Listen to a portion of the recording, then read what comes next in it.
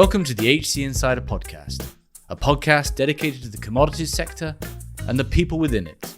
I'm your host, Paul Chapman.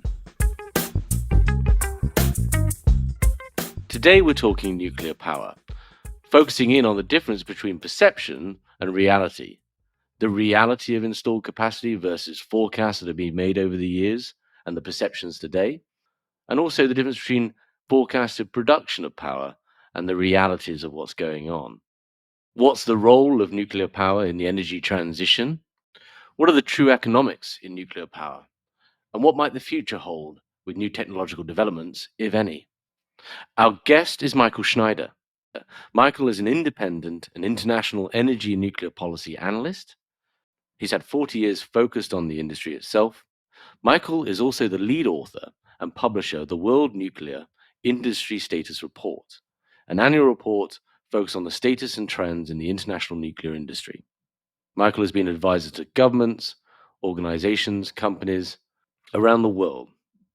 As always, you can support the show by leaving us a positive comment or review on the platform you're listening on, and I hope you enjoy the episode. Mycle, thanks for joining. Thanks so much for having me. I'm excited to have the discussion. We are essentially going to focus in on the disparity between perception and reality when it comes to nuclear power, particularly around these two key terms we're going to be using a lot, capacity and production. Before we dig into the current state of nuclear power around the world, can you give us a quick potted history from the sort of 70s onwards, and also give us some definitions around those crucial terms we're going to be using so that we're all on the same page?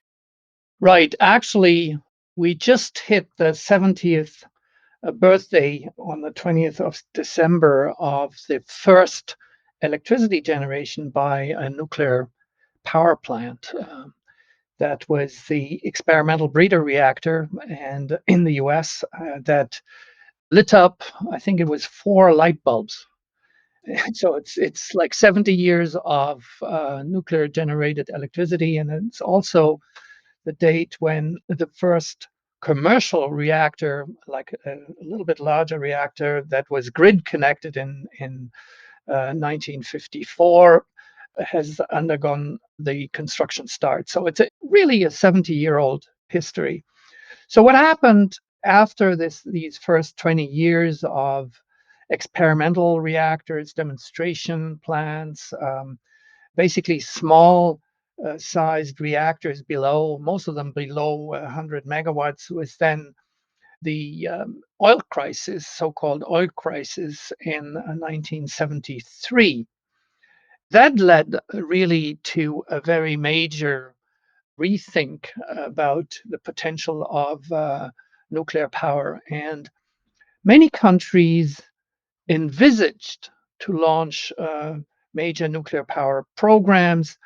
And it's startling when you look at the forecasts that happened in those years for the year 2000, because I mean that's now 20 years ago.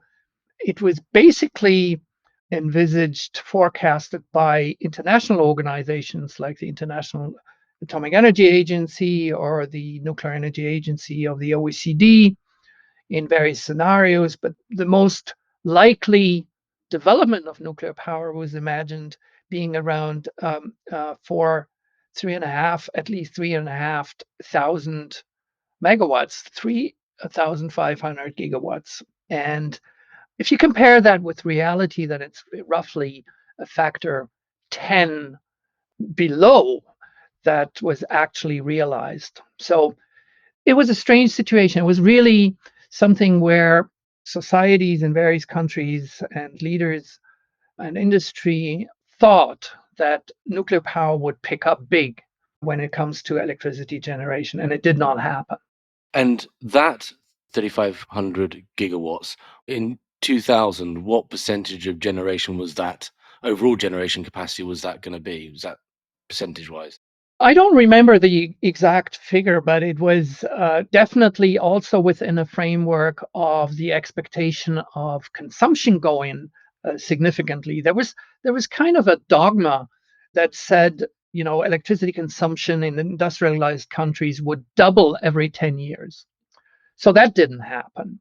So it's less a question of, the share in installed capacity than this kind of misperception of the possibilities of energy efficiency that made a huge difference. So by the end of the 1970s, it was very clear that the dogma of doubling every 10 years consumption did not happen neither. And everything else came with that. So we had a sort of a split between economic development and electricity and energy consumption. And that had a very major impact on nuclear programs as on other energy programs. Yeah.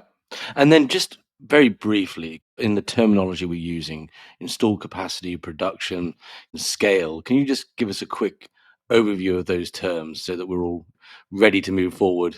Right.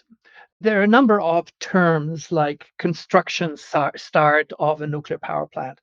Now, people always imagine that this is a term that describes the sort of when you start site preparation for the construction of or the construction of roads or infrastructure, et cetera. That's not the case.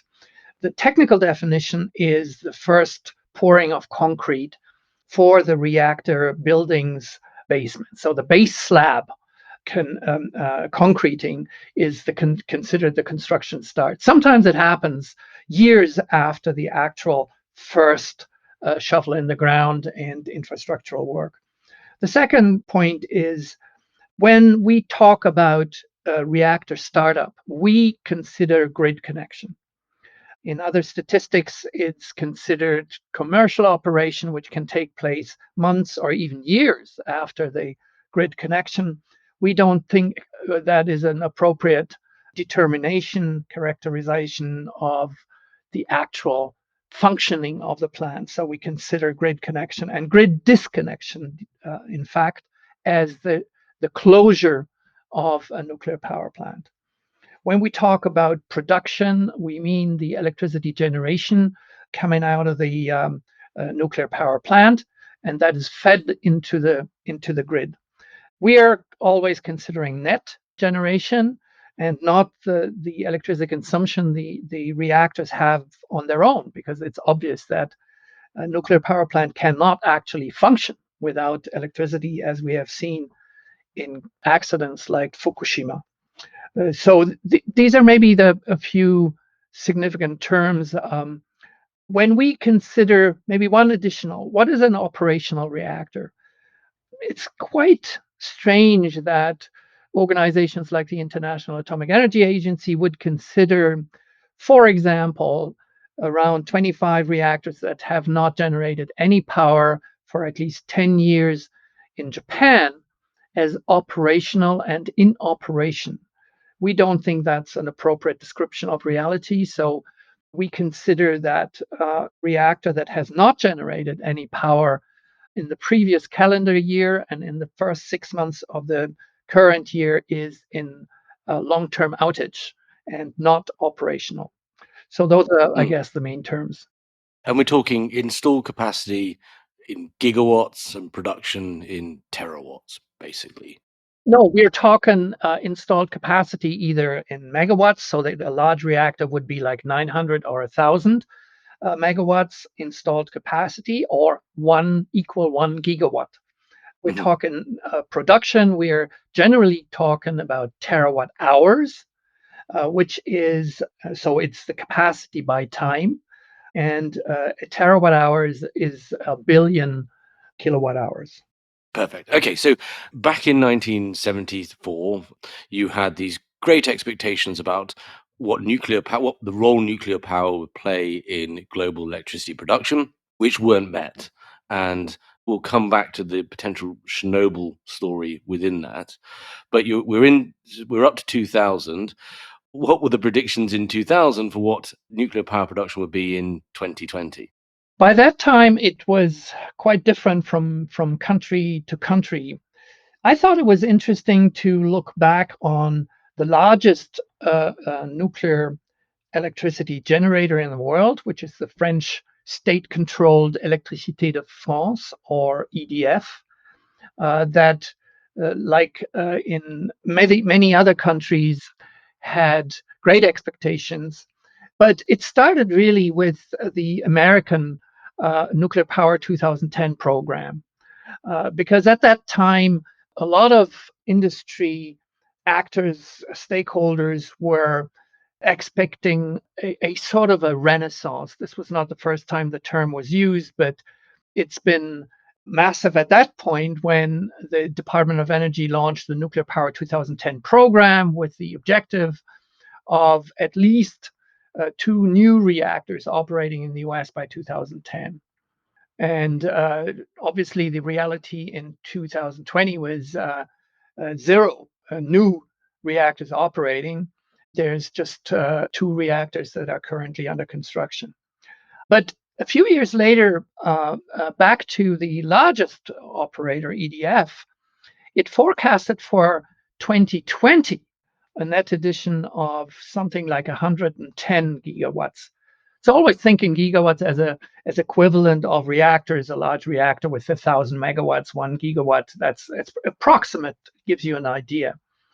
So if we see what happened in reality, there was basically a total stagnation of the installed capacity between 2008 and 2020. So it's kind of striking how bad the forecasting capacity in the industry has proven over the years. Which is just remarkable. I'm just looking at sort of the reality of 2020, and on balance, it's down one reactor, right? In terms of startups versus closures. And nuclear power at the moment globally represents about 10% of production versus those, I guess, very optimistic projections back in the 70s and again in the 2000s. It is a very striking difference between the expectation and the reality. If you may, I can add actually a first estimate of what happened in 2021. Please. According to what we know at this point, there were 10 announced reactor closures around the world, including 3 that have made quite some noise that closed in Germany, but also, and a lot less noise, 3 were announced as closed in the UK. That's 6, plus a number of other reactors in other countries that were closed, and 6 connected to the grid. So it's 10 closed versus 6 started up. And if you look in terms of capacity, the net differential is minus 3.5 gigawatts. So it's remarkable if you think about it, what you can read, hear in the radio, what you can see on television as the perception in terms of a blooming industry. And in fact, the differential in 2021 was negative. Yeah, and I guess that's the journey I've been on, just our previous discussions and reading into this, is that there is that stark disparity. I want to come back a couple of segments time to kind of the current, I guess, landscape of which it is very much now sort of a less of a global phenomenon, as much more a regional one. So I guess the elephant in the room to some extent, but perhaps not the biggest player in what's going on, has obviously been 3 Mile Island, but more importantly, Chernobyl in the 80s, and then in Fukushima in the early 10s. What role have they played in this scenario? Basically, what happened was that when 3 Mile Island happened, was already beyond the major sort of expectations that took place, especially in the United States. There were a lot of cancellations of orders for nuclear reactors. And it's interesting to see that the last reactor that was started to being built in the United States and that actually was connected to the grid was Watts Bar 2 that started building in 1973. In fact, all the reactors that were started to being built and ordered between 73 and 3 Mile Island, when 3 Mile Island happened, the end of the 70s, were canceled. So the largest number of construction starts in the world like the historic maximum was in 1976. So when 3 Mile Island happened, it was already in a situation of crisis. The industry, it became clear that the consumption of electricity would not develop as imagined only 5 years earlier. And a similar situation is true for other parts of the world. When in 1986 Chernobyl happened, in fact, most of the programs were already slowed down or almost completed in terms of planning and implementation. Very few reactors in Europe were actually started building after that moment. So it is obvious that these accidents had a major impact, but they made a crisis of the industry worse. The same is true for the Fukushima disaster that started in 2011. We had in 2010 15 construction starts in the world, 15, which was a kind of an intermediate peak, but 10 of those were in China. And so what happened from then on was basically nothing much different. There were a few construction starts here and there. We had in 2021, as far as we know now, sometimes we get information only a few days later that which just happened with a Chinese reactor, but we have 10 construction starts on the list in the world, of which 6 in China. And we have 4 that are built by the Russian nuclear industry, one of which in the country, and 3 outside, 2 in India and 1 in Turkey. So that's pretty much the description of the picture. China builds at home, Russia builds in other countries. And that situation is pretty much reflecting what happened since the Fukushima accident, meaning that there is not much building at all. And the industry was in difficulties internationally prior to the 2011 events in Japan. So that, again, that's another one of these stark sort of differences between the reality and the perception, because I think the perception is that Fukushima had the greatest impact, and that's why we haven't seen the increase in installed capacity that was expected. But as you pointed out in previous discussions and alluding to here, it was already in crisis, and already you were advising the German government in the 2000s. Already there was commitments to no new builds, no new starts. I get the point that demand didn't go up as expected, but what is going on here? What is it in the fundamental economics of nuclear power that meant that there hasn't been the starts, there hasn't been the growth that was expected? Well, I think it's obviously an economic issue, but it's an overall societal issue. For example, if Germany phases out nuclear power, this is not like some kind of crazy idea of Chancellor Merkel, so as it's sometimes described. This is it's a 4-decade-long process that with endless discussions. For example, in 1986, after Chernobyl happened, there were in Germany 20 nuclear phase out scenarios that were released, 20 in 8 months. So this is a long societal debate that not only is about economics, but it's obviously also about safety issues. It's about societal compatibility with democracy. There are many areas that are to be looked at and that have been evaluated. By the way, the term that made it into English, Energiewende, the energy transition, was first published in 1980. It gives you a good idea of for how long this discussion has been taking place. And you mentioned the year 2000.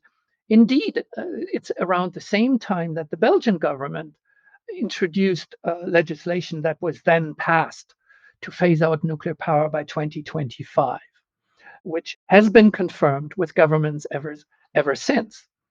So one has to look at over the longer term and then what happened over the past 10 years.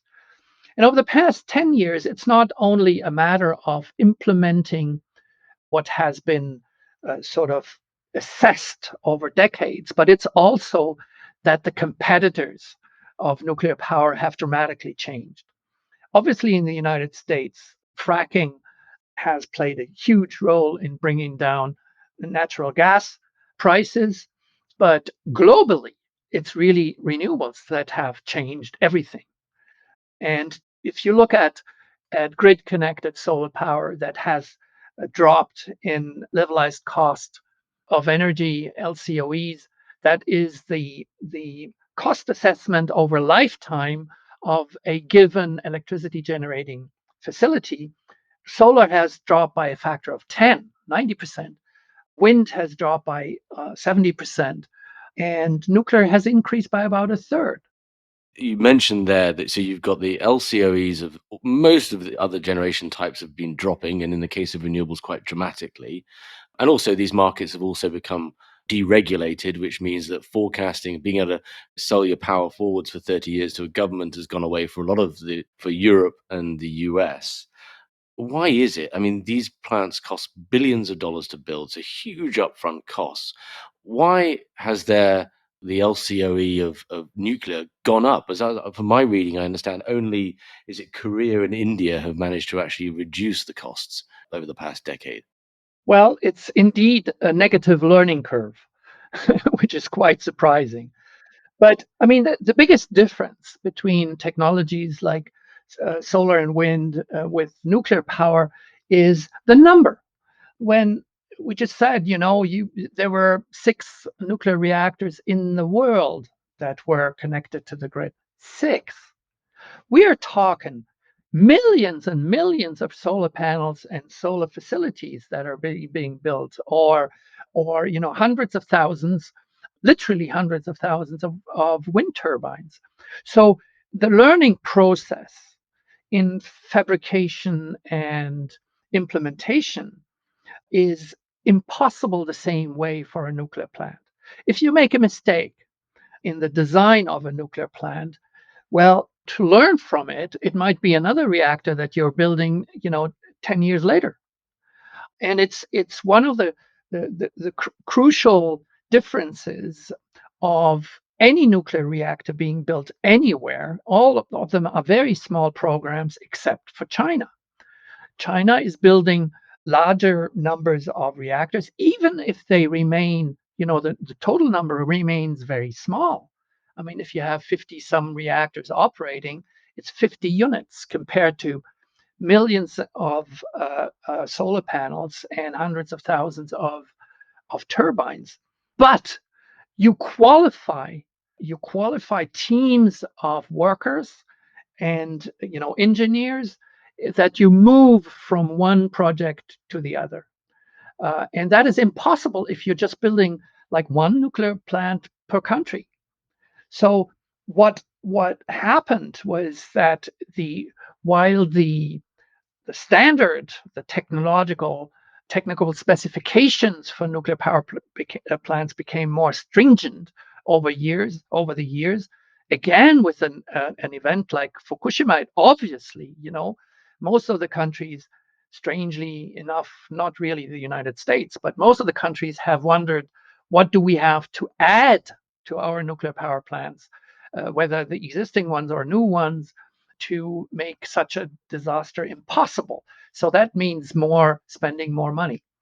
But finally, we're in a globalized economy today, and that means that at a construction site like in Finland, for example, there were over 50 nationalities building that facility. Now imagine you have this Portuguese, cement worker discussing with this Polish colleague in pidgin English how to pour that, cement according to technical specifications of for a nuclear power plant. It's complicated.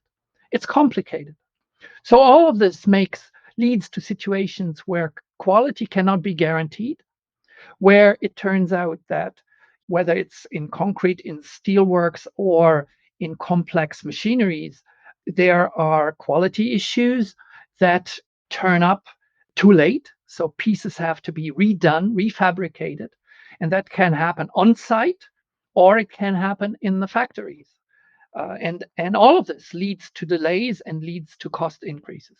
And there's a scale thing here as well, because you talk about, obviously, if you're a state-run utility in China, building many of these, that becomes more economical than a large utility based in Europe or the US, who, for the most part, over certainly the last decade, as a consequence of there being a different group of producers for renewables energy competing with them, have actually suffered, right? Most of their balance sheets have shrunk, and their capacity to take on these kind of projects, even if they were more viable, is much more limited. The decline in share value has been absolutely dramatic. I mean, today, to stay with the example of EDF, the company at the height of its share value, it was around 85 euros per share. Today, as we speak, it's around 10. So, and it's fluctuating, let's say, between 8 and 12 or so. So it's an absolute dramatic decline in value. And that also means, obviously, where comes the capital from in order to build these things? And then this transitions us nicely into the slightly more worrying aspect, which is we've kind of covered, okay, so there's been this disparity between what was expected to be built and what has actually been built, and also what's been shut down. We then talk about performance, because when I look at I think in the global status report, the world status report, it's the average age of a reactor is now 31 years, which is, as you and I spoke offline, if your car's 31 years old, it's doing pretty well if it's still running, but it definitely doesn't have modern day equipment inside it. And this is very much in the news as we talk today, with what's going on in France and around the world, as lots of these reactors are becoming offline for unscheduled repairs. What's going on with the fleet right now that's exacerbating a lot of, that's meaning they're not able to step up to the plate in times of high energy prices? It's staggering because, in fact, people have been superficially assessing the current situation as a consequence out of the huge increases in natural gas prices, which of course is true to some extent. But France generates usually more than half of the electricity of all nuclear power plants in Europe, and has installed more than half of the nuclear reactors in the European Union. So what we're seeing is a staggering incapacity of the operator to actually have to guarantee the reactors online when they're most needed. France has a huge peak load in winter because it's using a direct resistance electric space heating. It's like toaster type heating systems.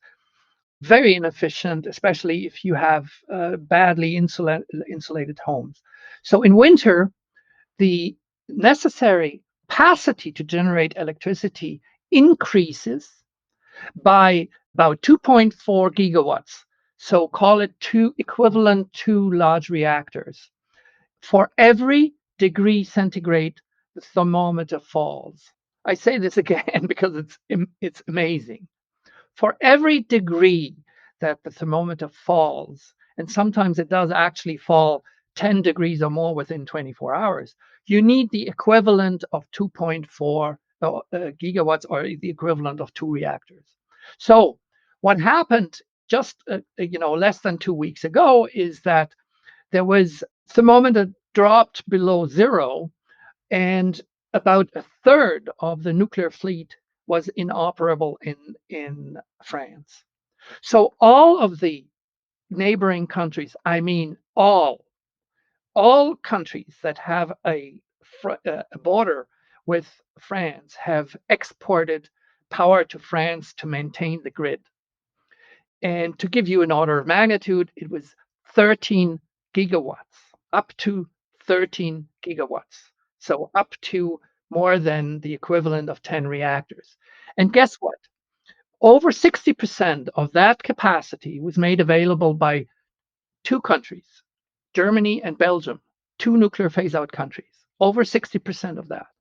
So right now, you have one country that is particularly worried about the nuclear phase out in Germany and in Belgium. That is the most nuclear country in the world, France.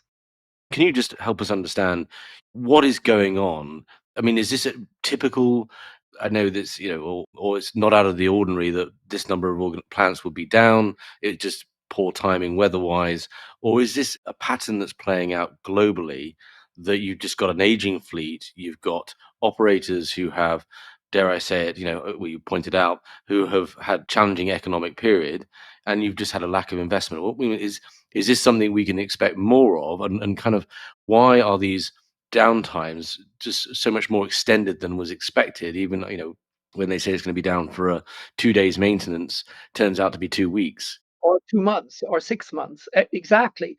Well, the main reason is, as you said earlier, I mean, when you have a facility that is in France on average now over 36 years old, then you take out one part and you had estimated when you identified the part as having failed, you estimate the time it takes to replace it. And then it turns out that once you have taken out the part, everything underneath is rotten. So it's not at all what you expect at the beginning of the situation. We have made a very precise assessment, reactor by reactor, in 2019, for the year 2019. And it turned out that between the beginning, the day of reactor shutdown for maintenance and refueling, repairs, whatever, and the real reconnection to the grid, there was an increase of outage time of 44%. Now, 44%, what does that mean? It meant in that year 1,700 reactor days of unavailability that were not planned for. That's huge. And that's obviously, you can imagine that if this is not only an import dependence on other countries, it's also at times where we have seen electricity prices going through the roof. So France is actually exporting electricity when it's hardly worth anything due to long-term commitments or because operators in other countries just make their calculation and it's worthwhile to import French electricity because they sell it cheaper than what they can generate or what is in the market. But they have to import electricity to France at points in time when the electricity is enormously expensive. And what we have seen is unprecedented over the past few years, absolutely unprecedented. And this is not only on the stock market, but we have seen unprecedented prices for the months to come and even for the year 2021. Yeah, I have two questions. One is this scenario playing out globally? Are we seeing the same thing in the US where you've got a similarly aged fleet? And secondly, and I don't want to get sort of be alarmist in any way, but does this start to set up a quite worrying scenario when you've got real pressure, both from an economic standpoint, prices are high, and even from a political standpoint, where it becomes a governmental issue when reactors are going offline? Does this set up a scenario where we could see reactors potentially running when they shouldn't be, or that maintenance, crucial maintenance, not being done to meet and satisfy power demands? Well, we have seen a very diverse type of reaction to the Fukushima disaster. Whereas most of the nuclear countries, and there is now 33 in the world, which is not that much neither, but it's quite a number of countries, we have seen reactions where very expensive, very lengthy backfitting programs have been put in place. And France is, by the way, one of the examples. And it's one of the reasons that we're getting into longer outage times. There is obviously a global trend towards longer outage trends, and that is due to the average age of facilities around the planet. For me, the United States is a real exception. The US has run its nuclear power plant fleet at a load factor of around 90% on average over the past decade. That's incredible. It's not only a number that is incredible, but it has to be seen in the context of the size of the fleet. It's the largest fleet on Earth. It's now currently 93 reactors operating. versus 56 in France. So when they're operating. So what the US nuclear industry claims is that they actually have decreased maintenance and O&M costs, operation and maintenance costs over the past decade since 2012 constantly. That's surprising. It might be worrying because you wonder how can you spend less money on a fleet of machines that's amongst the oldest on the planet. The average age of the US reactor fleet is over 40 years now. I don't know. I haven't done the analysis, but I would certainly think it would be worthwhile to see how that is possible and what the consequences are on safety. When it comes to the general question of pressure on safety authorities, well, of course. I mean, imagine a fleet like France, which is, quite differently from the US. It's highly standardized. And we have seen it in December when the most recent 4 reactors have been taken off the grid after a problem that is highly safety relevant, cracking in one of the emergency core cooling systems had been identified, and the other reactors have to be taken off the grid to verify what the situation is. So it is clear that it puts the safety authorities under pressure to do that. What about the next reactors that have to come offline under similar consequences if in January, February we get really cold weather and we need much more power than we have so far under a very mild, unusually mild winter that we have seen so far? Yeah. Just as a point of comparison, the US is in the low 90s for uptime. What's France at?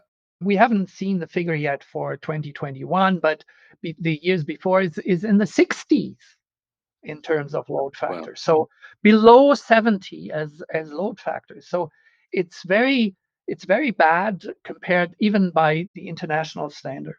I'll be plotting my proximity to my nearest reactor, being based in the US after this. But that aside, okay. So the phrase I hear a lot, we're sort of moving towards the future, and in the context of these sort of very optimistic predictions that have been made over and over again in the past. But a phrase we hear a lot in the media from people within the industry is that you can't have energy transition without nuclear power, and the nuclear power is the greenest form of production there is out there, and is the solution ultimately to tackling carbon and climate goals.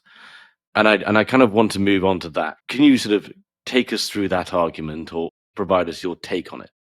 Well, what is at stake is basically the choice of the most climate effective options, the most climate effective tools to get us where we want to be as quickly as possible. It basically means you can only spend a dollar once. If you spend that dollar, you need to bring down greenhouse gas emissions as much as possible, as quickly as possible. So it's the combination between economic effectiveness in time and in quantity terms. If you spend your money on new nuclear power plants, and it does not matter which technology, it's irrelevant. Whatever the technology is, it will be not only the most expensive one, but above all, we know it is a very slow option. So to give you an order of magnitude, we don't know. When I say we, with the world, our analysis on the world with the World Nuclear Industry Status Report is empirical analysis. So we don't know what happens in the future. We don't do crystal ball analysis, but we know exactly what happened in the past. And that means that the time between construction start and grid connection is on average 10 years. 10 years. Now, today, you can build large solar farms and wind farms in 2 or 3.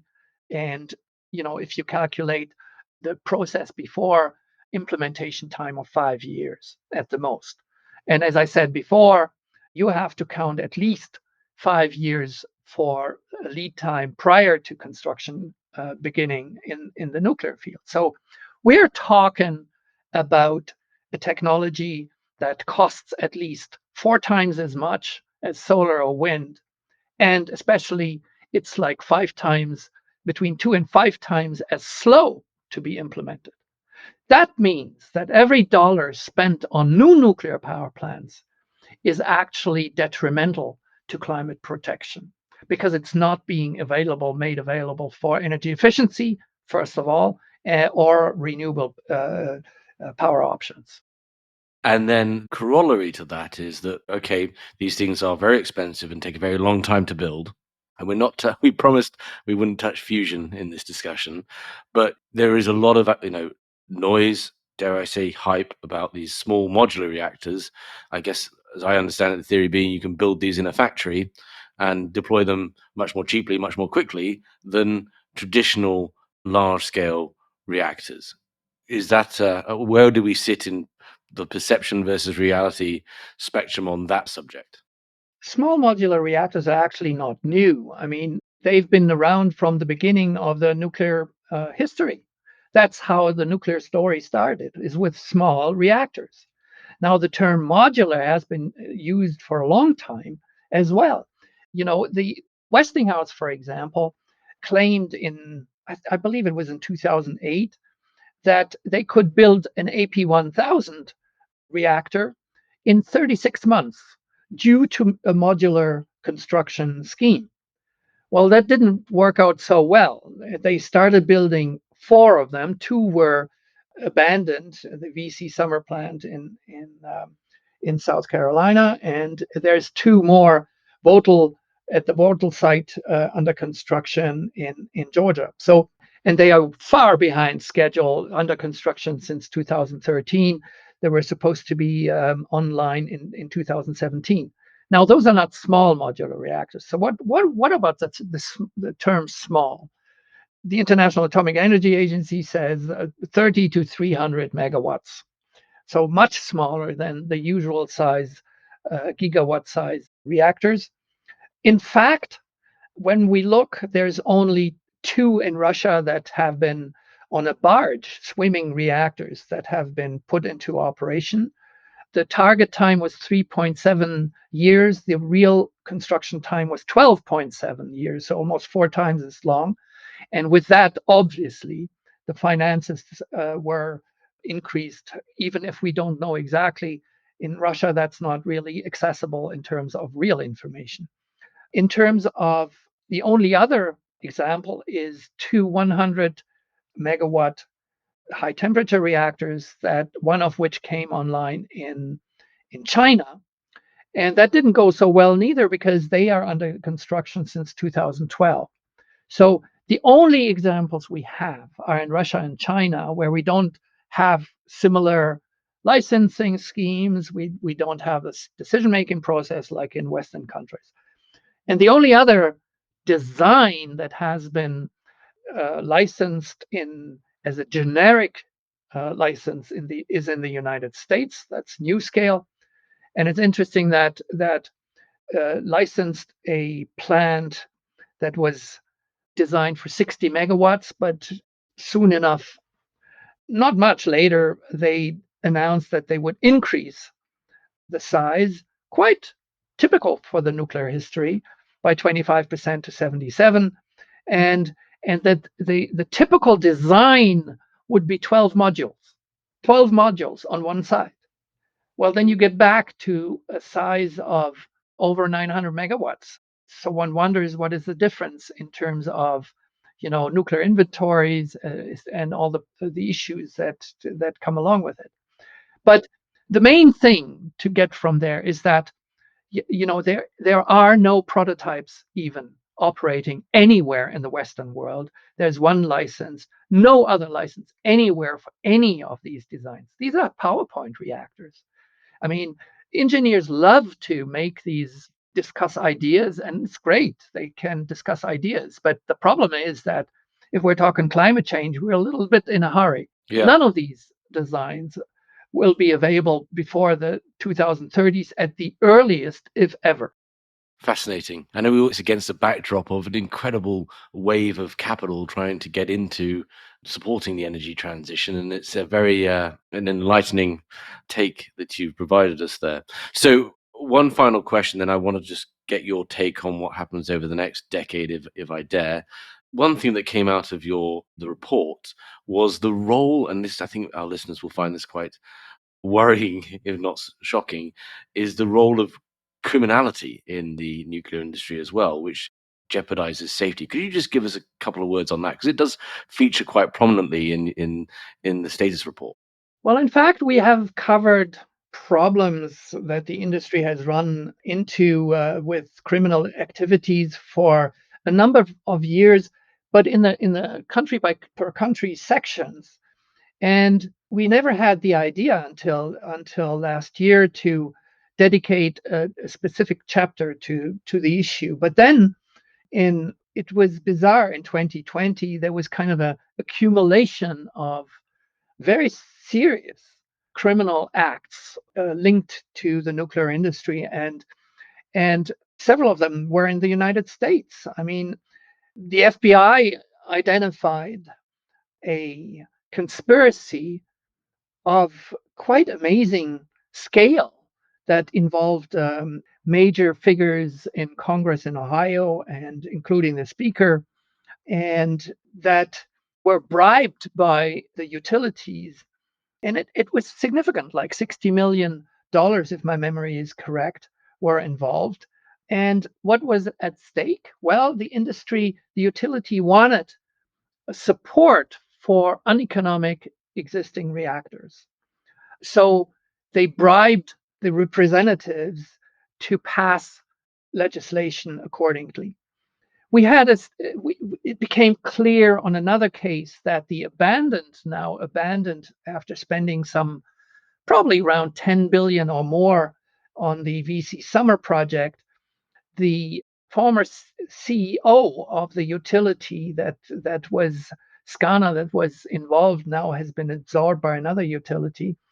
He's actually now in jail. He got a 2-year jail term.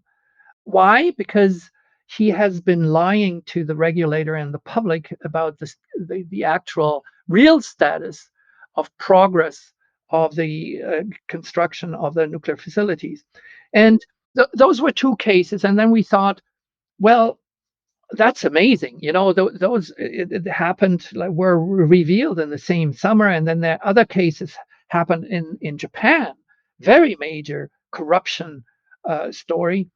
And so I punched in corrupt into the search engine and looked through the report in 2020, and it turned out that the term was there in at 14 occasions in various places. So I decided to hire a criminologist in order to figure out whether one can identify sort of a typology of criminal activity that is present in the industry and that is a problem. And I think that the chapter makes it quite clear that a certain number of criminal activities, for example, counterfeiting of parts. This is shocking. Yeah, the counterfeiting parts and certificates. Exactly. And the falsification of quality control certificates is a very broadly present phenomenon. And obviously it's this happened in Japan, it happened in Korea, it happened to some extent in France. So it's not just one case. It's not one story. It's not one, kind of specific area problem, but it's all over the place. Hmm. Well, it's symptomatic, I guess, in some ways, of the entire thrust of this discussion, which is increasingly challenging economics, and economics from the start that were challenged on basic assumptions that never actually materialized. And secondly, I imagine if you've got an aging fleet, a 36-year-old nuclear reactor, finding the right parts for it without having to do really costly rebuilds starts to introduce some of these incentives to actually hide issues. But yeah, I mean, it's not a pretty picture. The cost pressure is increasing, that's for sure. And an increase on pressure increase areas that involve safety and security is worrying. Now, I want to make it very clear the work we have done on criminal aspects in the industry is not a sufficient research to label the phenomenon as systemic, but certainly it's enough to trigger, a real in-depth research whether it is systemic and what can be done about it. And if the International Atomic Energy Agency writes a whole report about counterfeiting, then it seems that we're not the only ones are kind of worried about the problems that might be involved with this phenomenon. Yeah. Well, before we wrap up, I'd love to just get your take and understand all predictions are challenging in this sector. But where do we go from here? Is there anything fundamentally do you think that's going to change the picture of, at least outside China, dwindling role of nuclear power in global power production?